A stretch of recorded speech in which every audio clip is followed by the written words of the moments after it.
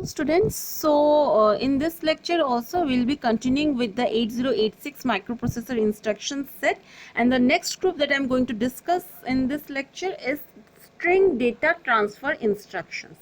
So the first instruction that I'm going to discuss under this group is MOVS, MOVSB, MOVSW.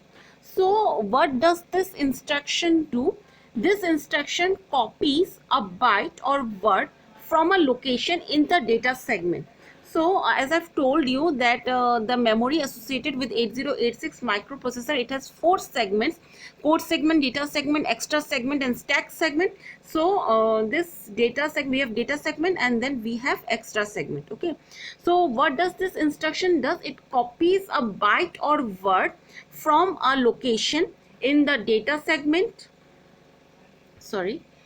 from a location in the data segment to a location in the extra segment.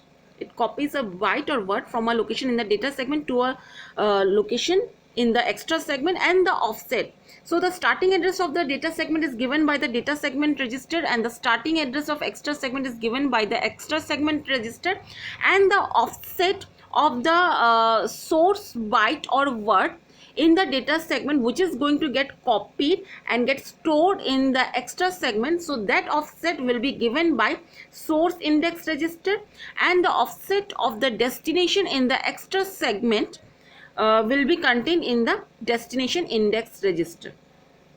So again I am repeating what happens in this type of instruction. A byte or word gets stored, gets copied and stored from data segment to the extra segment, and the offset of that byte or word is given by source index in the destination in the data segment register, and the offset of the byte or word, or offset of the location to which the byte or word gets stored in the extra segment will be given by the destination index register.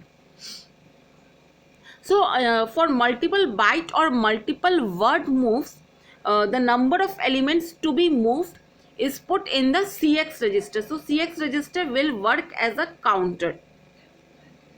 After the byte or word is moved from source index and destination index are automatically adjusted to point to the next source and the next destination. So if the direction flag, now if whether the source index and destination index will get incremented or decremented after the byte or word move will depend upon the direction flag. If the direction flag is 0, then source index and destination index will be incremented by 1 for a byte move and will be incremented by 2 for a word move.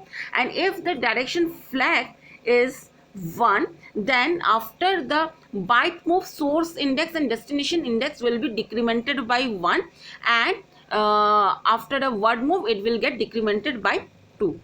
So no flags will get affected, as it is only a data transfer type instruction. And now as I am telling you that this MOVS instruction is used for transferring a byte from data segment to extra segment, or transferring a word from data segment to extra segment. So whether a byte will get transferred or a word will get transferred will totally depend upon the instruction, whether it is MOVSB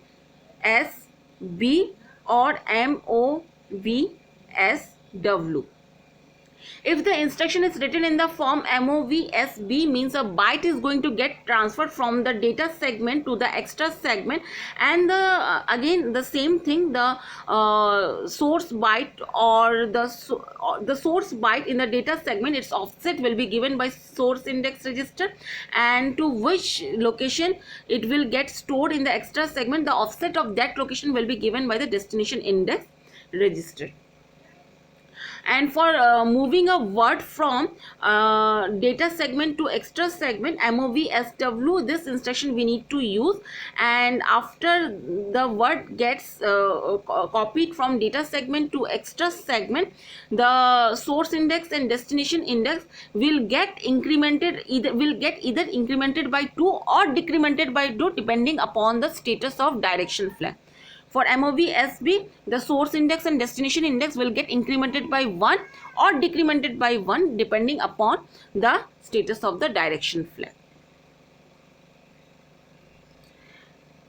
So after move, okay, this is how this instruction is going to work.